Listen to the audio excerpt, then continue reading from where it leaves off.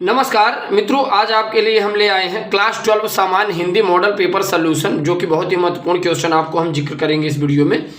और यहाँ पे मित्रों, आज के इस वीडियो में हम यहाँ पर देखिए मॉडल पेपर सॉल्यूशन सन 2022 का 12वां क्वेश्चन हल कराएंगे। यहाँ पर ध्यान दीजिएगा आप, 12वां नंबर का क्वेश्चन जिसमें आपका होगा करुण रस, उपमा अलंकार, रूपक अलंकार, सोरठा अलंकार। चलिए मित्रों, इसी बारे में हम लोग जिक्र करते हैं। तो मित्रों, यहाँ पर आपको ध्यान ये देना है, 12वां नंबर का जो क नंबर का क्वेश्चन है, यह का क्या रहा है, करुण रस अथवा हास्य रस का स्थायी भाव के साथ एक उदाहरण सहित आपको लिखना है। और 1 + 1 बराबर कितने, ये 2 नंबर के हैं। ठीक, यहाँ पर देखिए ये कह क्या रहा है मित्रों, ये कह रहा है करुण रस अथवा हास्य रस का स्थायी भाव के साथ एक उदाहरण आपको देना है। राइट, चलिए ध्यान दीजिए यहाँ पर। अब यहाँ पे आपको ये ध्यान देना है, अगर इसके हम लोग अस्थायी भाव के बारे में समझें, इनके उदाहरण सहित अगर देखा जाए, बंधु विनाश, बंधु वियोग, द्रव्य नाश और प्रेमी के सदैव के लिए, प्रेमी के सदैव के लिए, यहाँ पर देखिए बिछड़ जाने से करुण रस उत्पन्न होता है। राइट, क्या उत्पन्न होता है मित्रों, करुण रस उत्पन्न होता है।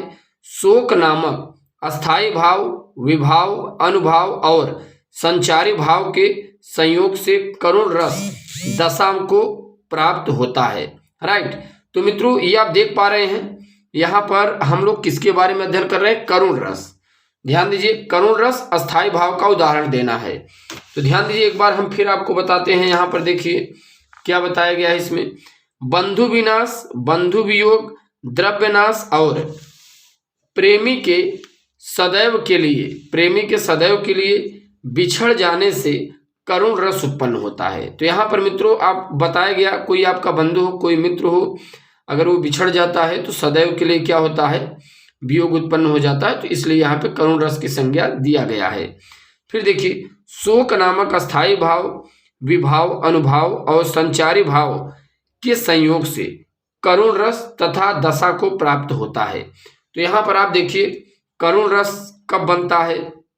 अगर मित्रों करुण के बारे में बात करें, जैसे कोई शोक नामक अस्थायी भाव अगर है, विभाव, अनुभाव और संचारी भाव के संयोग से करुण रस तथा दशा को प्राप्त होता है। बात समझ में आ रही है। चलिए इसके आगे अगर नेक्स्ट क्वेश्चन की ओर अगर हम लोग मूव करें, देखते हैं क्या कहता है। यहाँ पर आप ध्यान दीजिएगा, क्यों छलक रहा है दुख मेरा, उषा की मृदु पलकों में, हाँ उलझ रहा सुख मेरा, संध्या घन की उल्कों में आंसू से।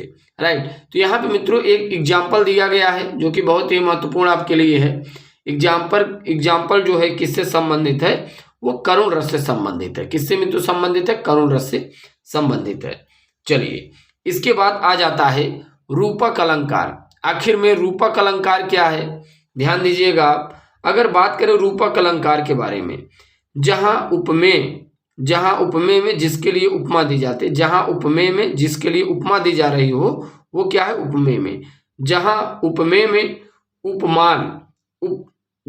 में उपमान का निषेध रहित आरोप हो, वह रूपक अलंकार होता है। अब जरा आप समझिए, जहां उपमेय का मतलब क्या है, जिसके लिए उपमा दी जा रही है, किसके लिए आप दे रहे हैं।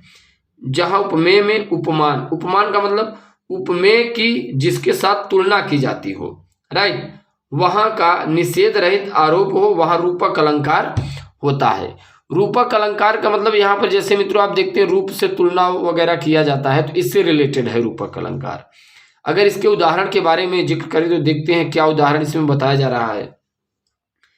गिरा अनिल मुख पंकज रोकी, गिरा अनिल मुख पंकज रोकी, प्रगट न लाज निशा अवलोकी।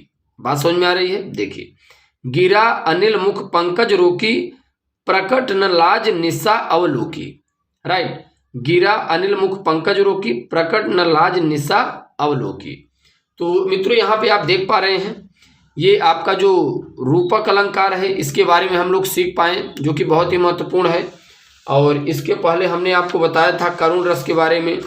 और चलिए आगे, इसके बाद आ जाता है आपका सोरठा। सोरठा क्या है, अब जरा आप ध्यान दीजिएगा, सोरठा के बारे में इसमें क्या बताया जा रहा है। देखिए सोरठा क्या है, सोरठा अर्धसम मात्रिक छंद है। सोरठा जो है मित्रों वो अर्धसम मात्रिक छंद है। इसमें 4 चरण होते हैं। कितने चरण होते हैं मित्रों? 4 चरण होते हैं। इसके पहले और तीसरे चरण में 11-11 मात्राएं तथा दूसरे और चौथे चरण में 13-13 मात्राएं होती हैं।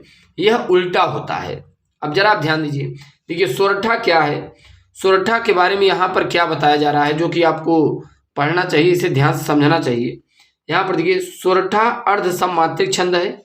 इसमें 4 चरण होते हैं। कितने चरण होते हैं कुल मित्रों? 4 चरण होते हैं, राइट। इसके पहले और तीसरे चरण में 11-11 मात्राएं हैं तथा दूसरे और चौथे चरण में 13-13 मात्राएं हैं। यह क्या होते हैं? उल्टा होता है। अब जरा आप ध्यान दीजिए, इसका उदाहरण देखिए, बहुत अच्छे तरीके से समझाया हुआ है जो कि आपको समझ में आना चाहिए। यहाँ पर देखिए, राम स्वरूप बयन अगोचर बुद्धि पर, विगत अकथ अपार नैति नेत नीत निगम कह, राइट। तो यहाँ पर देखिए, इसमें 11 मात्रा, इसमें कितनी मात्रा है? 13 मात्रा। तो कुल 11-13 कितनी हो जाएगी? 24 मात्राएं। तो यही यहाँ पर बताया गया है। यहाँ पर देखिए सोरठा जो है अर्ध सममात्रिक छंद है। इसमें 4 चरण होते हैं। कितने चरण? 4 चरण होंगे, 1 2 3 4, राइट। ऐसे 4 चरण करके आएंगे। फिर देखिए इसके पहले और तीसरे चरण में 11-11 मात्राएं होंगी। पहले और तीसरे चरण में 11-11, दूसरे और चौथे चरण में 13-13 मात्राएं होंगी। और यह भी क्या होगा? उल्टा होगा, राइट। तो इस प्रकार से मित्रों हम लोग समझ पाए, यहाँ पर आप देख पाए सोरठा दोहा वगैरह के बारे में। और आपके बोर्ड एग्जाम के लिए हम एक बहुत ही महत्वपूर्ण क्वेश्चन यहाँ पे बता दे रहे हैं। यहाँ पर देखिए 13वां नंबर का जो क्वेश्चन है शाखा प्रबंधक पर, ये जो पूछा जाता है, कैसे पूछा जाता है, जरा इसके बारे में आप ध्यान दीजिएगा।